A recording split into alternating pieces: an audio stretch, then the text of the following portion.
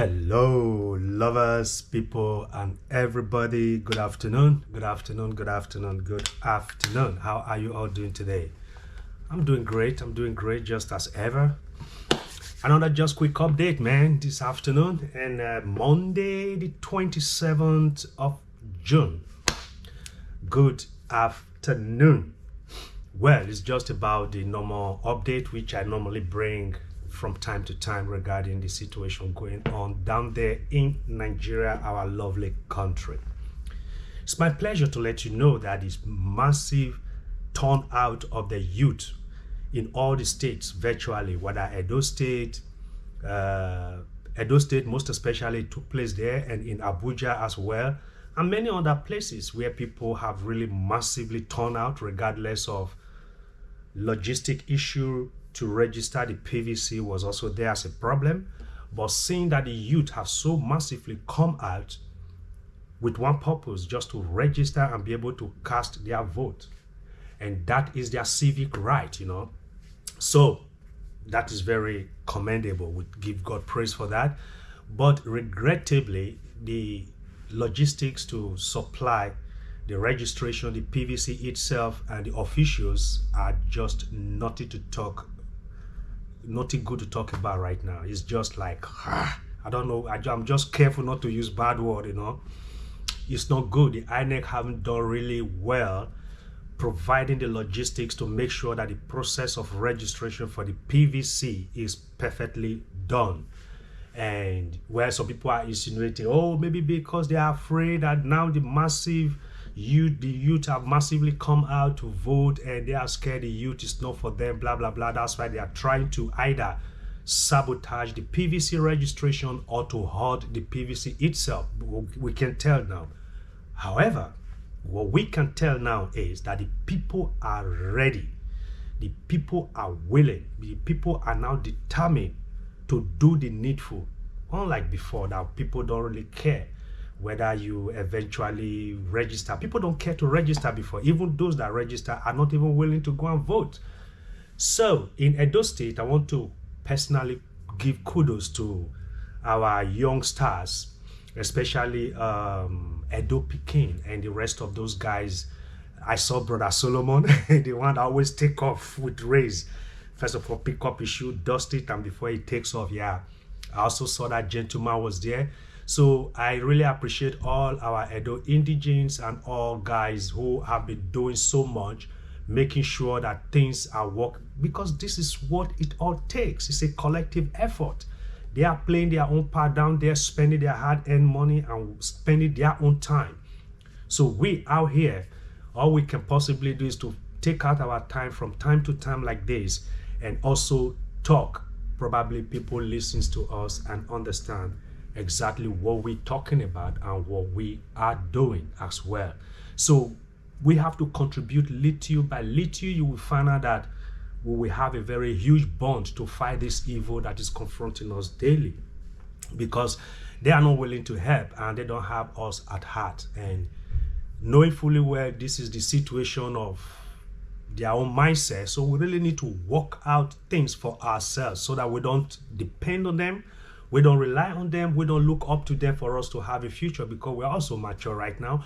We know what is good for us and we know what is not good for us, and that is that. So once again, thank you all the youths thanks to all the Nigerian youths that have came up massively with one purpose, to get registered for PVC and waiting for the time to vote. Thank you very much. And I know, usually Nigerians, we know who we are, and many individuals would like to come bribe and give you some little things. Please discourage it. Don't accept it. Don't allow it. Expose whoever is doing that, okay?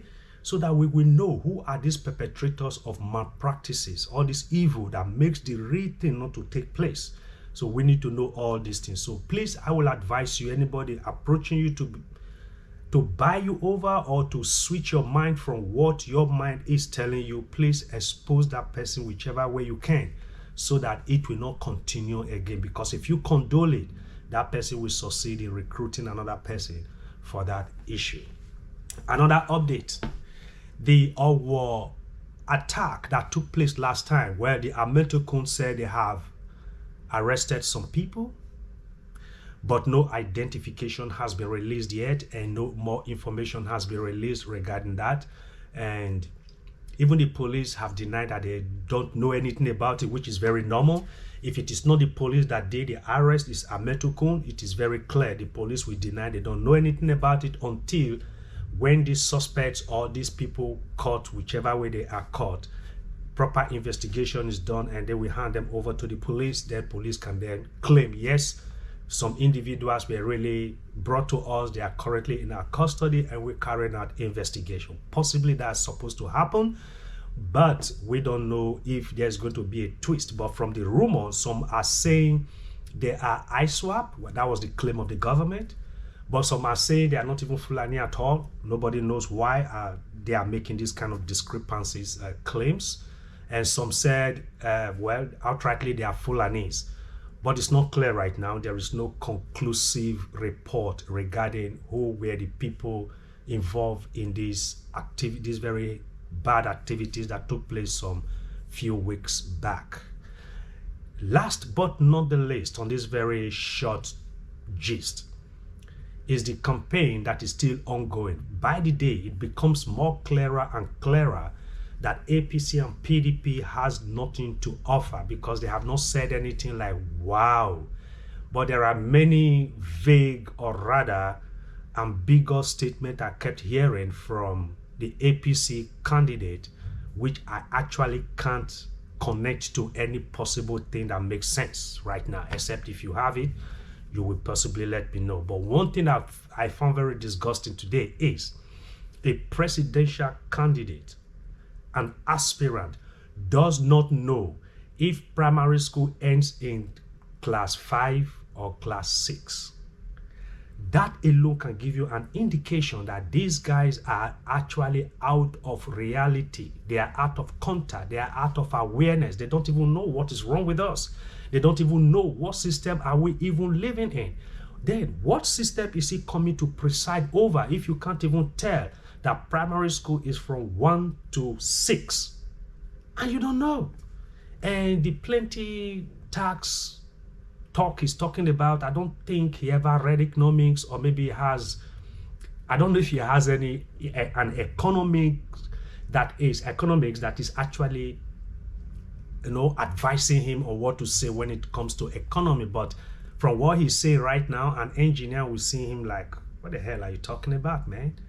Because yeah, the stories and the statements are just too vague that you don't even know where is he going to, where is he coming from. However, I'm not worried about that because Mr. Peter Obi is unequivocal in his own statement. He has reiterated many stuffs and he is very concise in what he wants to do and how he wants to do it.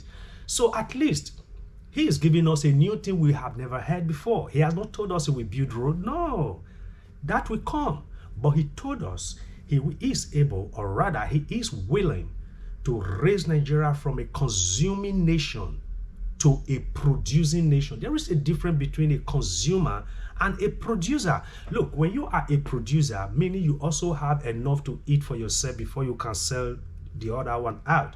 But if you are a consumer, you are actually very, very helpless. Meaning you depend on the outsider to eat sugar, fuel, even good water, electricity. You depend on others to supply them to you. Meanwhile, you could possibly set up these things for yourself if there is any good governance and every good things that are supposed to be working fine, doing very fine. So we will be taking it gradually like this from time to time for us to understand. It will create a good awareness in your heart. Please pass this message across to your siblings down home, because they are the owner of this message. It's not our own. Actually, we live in Europe, in the European countries, but they live in Africa. They had to confront this government in the reality at the time as time goes on. Our own job is to educate them, create awareness in their own mind that, look, let it not be like deja vu. Let it be changed. Let there be changes. Let that change be effected right now so that we can live in that very good life which we all have been dreaming of. And once again, may the Lord be with you all and have a nice day. Shalom. Thank you.